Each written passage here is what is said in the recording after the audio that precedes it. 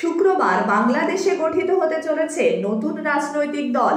বৃহস্পতিবার ঢাকায় একটি বৈঠকের পর দলের নাম চূড়ান্ত হয়েছে। সংবাদ মাধ্যম সূত্রে খবর, জাতীয় নাগরিক কমিটি এবং বৈষম্যমূলক ছাত্র আন্দোলনের উদ্যোগে এই দল গঠিত হয়েছে। নতুন দলের নাম হবে জাতীয় নাগরিক পার্টি।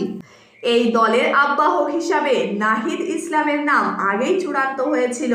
এছাড়াও গুরুত্বপূর্ণ আরও 4টি পদে কারা কারা থাকবেন তাও ঠিক করেছে বৈঠকে। সূত্র মারফত খবর, বৃহস্পতিবার নতুন দলের দায়িত্ব বন্টন নিয়ে ঢাকায় জাতীয় নাগরিক কমিটির কেন্দ্রীয় কার্যালয়ে বৈঠক করেছে। নাহিদ ইসলাম আগের মতোই দলের আহ্বায়ক পদ দখল করবেন। এছাড়াও দলের সদস্য সচিব হবেন আক্তার হোসেন।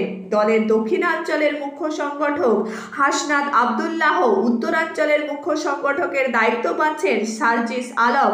দলের মুখ্য সমন্বয়কের পদ দেওয়া হয়েছে নাসির উদ্দিন পাটোয়ারিকে। তবে আগেই সূত্র মারফত দলের নেতারা জানায় যে নতুন রাজনৈতিক দলে আরও 2টি পদ থাকবে। এই 2 পদের নাম জ্যেষ্ঠ যুগ্ম আহ্বায়ক এবং জ্যেষ্ঠ যুগ্ম সদস্য সচিব। এই 2 পদেরও একাধিক দাবিদার আছে। শুক্রবারের মধ্যেই যদিও এই 2 পদের দায়িত্বপ্রাপকদের নাম চূড়ান্ত করবে রাজনৈতিক দল। বাংলাদেশে আর একটি রাজনৈতিক দল বিএনপি দাবি করেছিল অন্তর্বর্তী সরকারের প্রধান উপদেষ্টা মোহাম্মদ ইউনূস নতুন রাজনৈতিক দল গঠনের পরিকল্পনা করছেন। বাংলাদেশে নতুন দলের পাশাপাশি নতুন ছাত্র সংগঠনও তৈরি হয়েছে। কোটা সংস্কার আন্দোলনে যারা বড় ভূমিকা নিয়েছিলেন তারা এই সংগঠনেও থাকছেন। তবে সূত্রের খবর, নতুন দলের সাথে নাকি ছাত্র সংগঠনের কোনো যোগ নেই। বাংলাদেশে কি আবার ফিরবে আওয়ামী লীগ? হাসিনার দল আওয়ামী লীগের আইনজীবীদের একের পর এক জয়ে জোরালো হচ্ছে প্রশ্ন।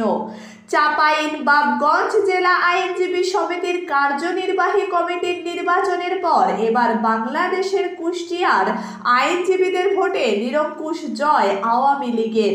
এই নিয়েই এখন নতুন চর্চা বাংলাদেশের রাজনৈতিক মহলে।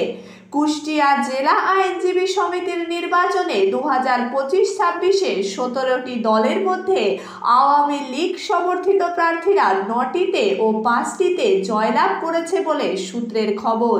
সভাপতি হারুনুর রশিদ, তিনি আগেও জেলা আইনজীবী সমিতির সভাপতি ছিলেন।